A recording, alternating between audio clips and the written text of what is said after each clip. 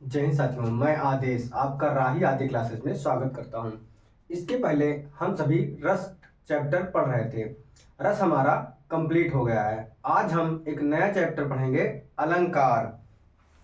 कौन सा पढ़ेंगे? अलंकार।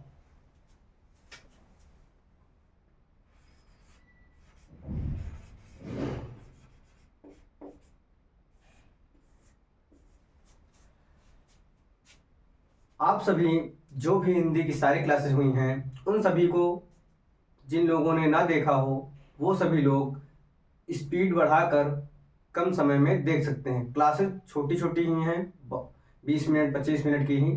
तो आप थोड़ी सी स्पीड बढ़ा के एक दिन में 2 क्लास, 3 क्लास भी देख सकते हैं। क्योंकि आने वाले समय में यानी जून में 26-27 जून को वीडियो का एग्जाम हो सकता है आप सभी का। और बाकी हिंदी जहाँ भी पूछी जाती है, आपको इतना पढ़ा दिया गया है कि हर जगह पर्याप्त हो जाएगा।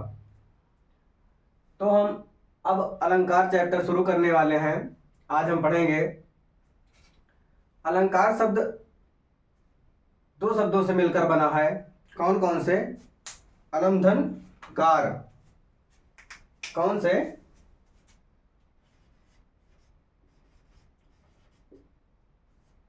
अलम धन कार। इन 2 शब्दों से मिलकर बना है। अलम का अर्थ होता है आभूषण। अलम का अर्थ होता है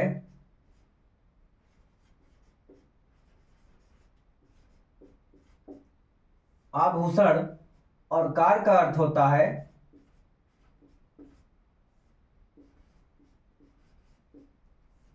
करने वाला।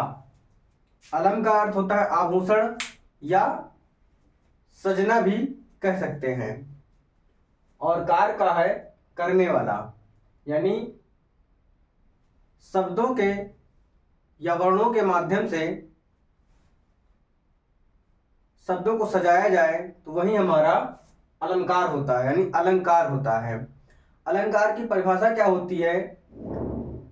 एक आचार्य हैं, उनका नाम है दंडी। तो हम दंडी के अनुसार देखेंगे उन्होंने जो परिभाषा दी है, तो लिख सकते हैं कि आचार्य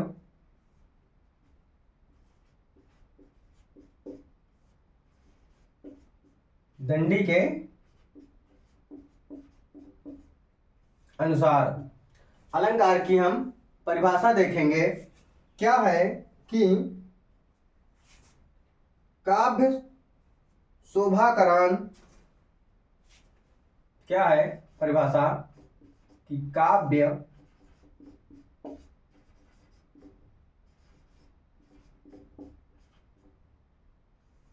काव्य शोभाकरण धर्मान। काव्य शोभाकरण धर्मान अलंकरान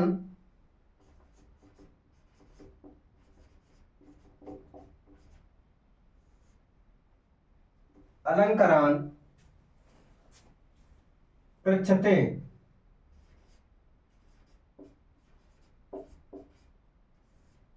पृच्छते अर्थात इसका अर्थ है अर्थात काव्य की शोभा बढ़ाने वाले शब्दों को अलंकार कहते हैं। क्या कहते हैं? कि काव्य की शोभा बढ़ाने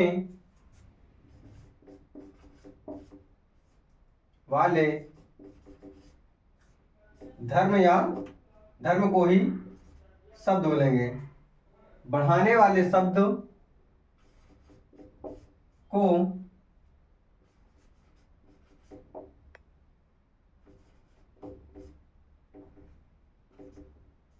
अलंकार कहते हैं।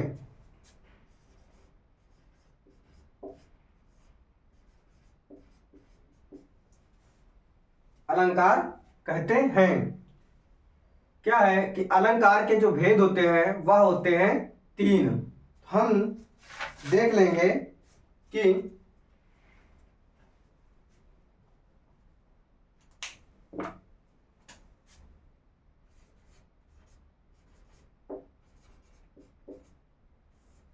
अलंकार के भेद, इसके 3 भेद हैं, लिख लेंगे। 3 भेद होते हैं। कौन कौन से? पहला है शब्दालंकार। पहला कौन सा है? शब्दालंकार। दूसरा अर्थालंकार। तीसरा उभयालंकार। तो यहां पर लिखते हैं शब्दा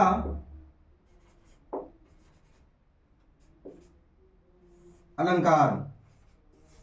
दूसरा है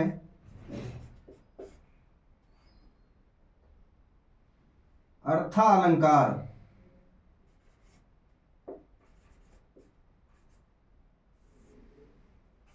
तीसरा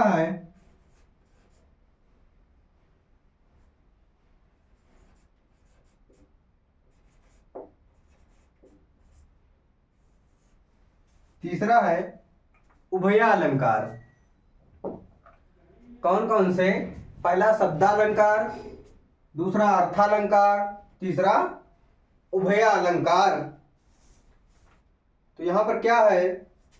शब्दालंकार यानी शब्दों के अनुसार होगा यहां पर अर्थ।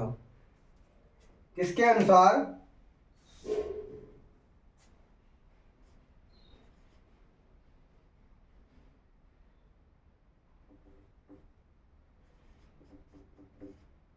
शब्द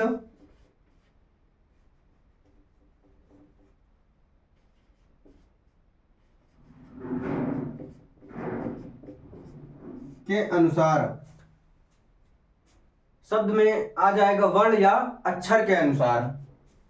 यहां अर्थाल अलंकार में क्या होगा? अर्थ के अनुसार होगा। यहां पर हम लिख देते हैं वर्ण या अक्षर।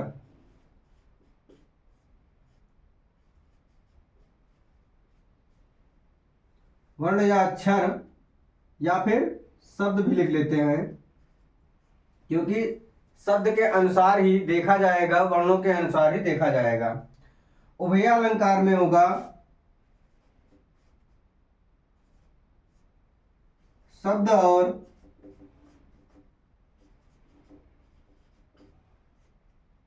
अर्थ के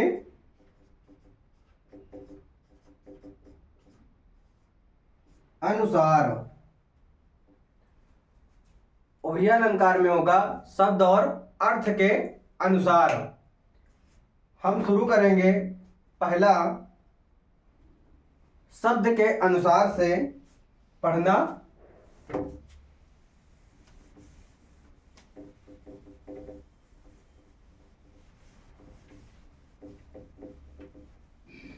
हम इसे धीरे धीरे करके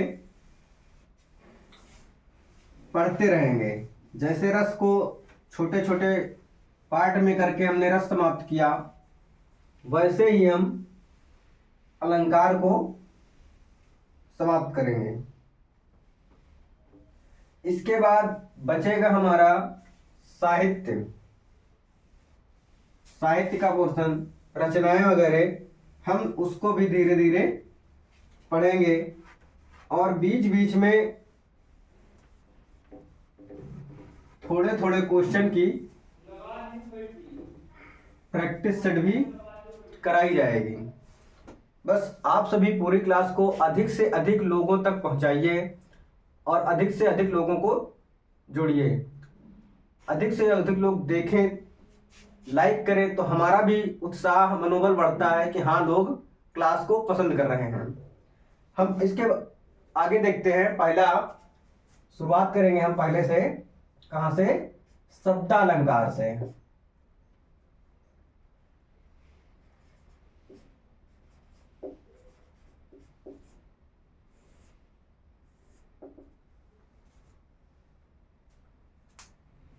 इसके कई शब्दालंकार में भी कई होंगे। अनुप्रास अलंकार, यमक अलंकार, श्लेष अलंकार, वक्रोक्त अलंकार। तो हम इसमें क्या करेंगे, धीरे धीरे पढ़ते जाएंगे।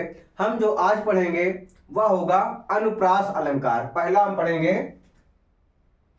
अर्थ शब्दालंकार में पहला अनुप्रास अलंकार।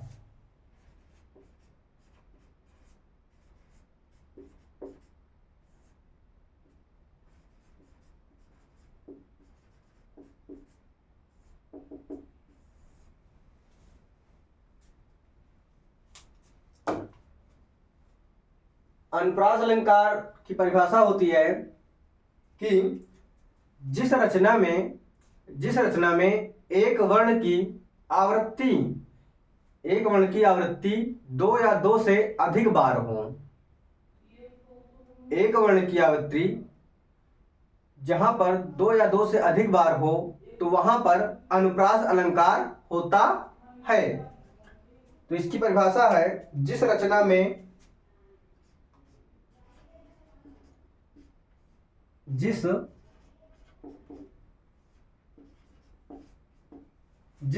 में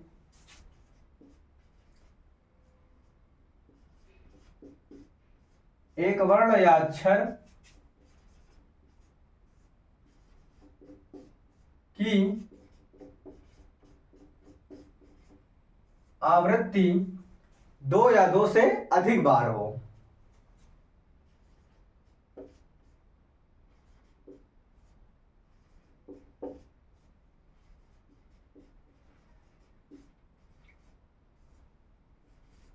दो या दो से अधिक बार हो, वहां पर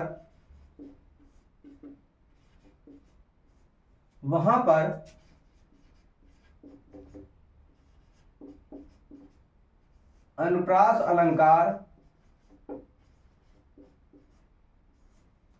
होता है।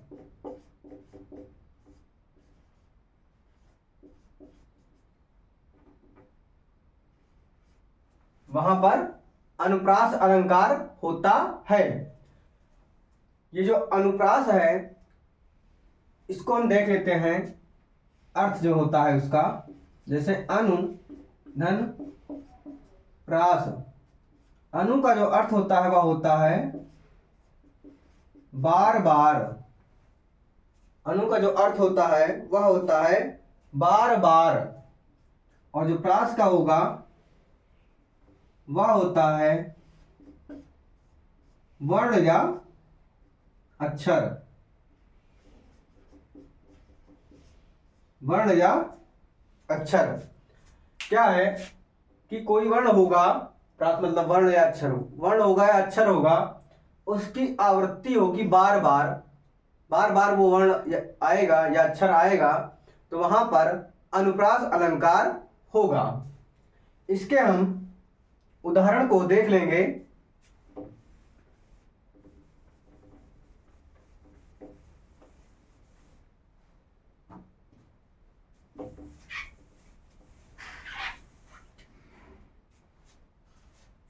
इसका पहला उदाहरण हम देखेंगे कि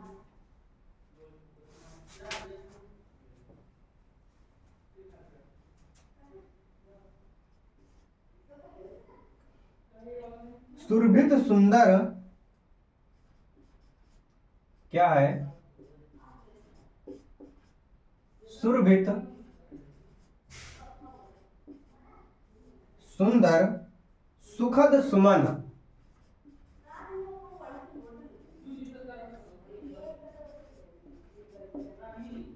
सुखद सुमन तुम पर खिलते हैं। तुम पर खिलते हैं। यहां पर देखें तो जो वर्ण है, अक्षर है, वह सा वर्ण या सा अक्षर की आवृत्ति बार बार हो रही है। क्या बोला गया है, दो या दो से अधिक बार आए। तो यहां पर हम देख रहे हैं ये सा जो है कई बार आया हुआ है। तो इसलिए यहाँ पर अनुप्रास अलंकार है। इसका अगला उदाहरण देखते हैं। दूसरा है रघुपति, राघव, राजा, राम। यहां पर रा वर्ण की आवृत्ति कई बार हुई है, तो इसलिए इस लाइन में भी अनुप्रास अलंकार है।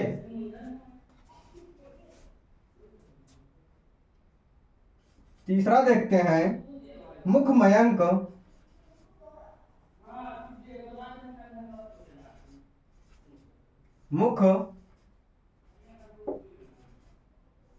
मुखमयंक,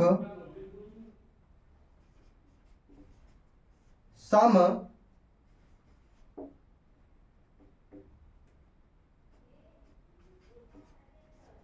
मंजु मनोहर।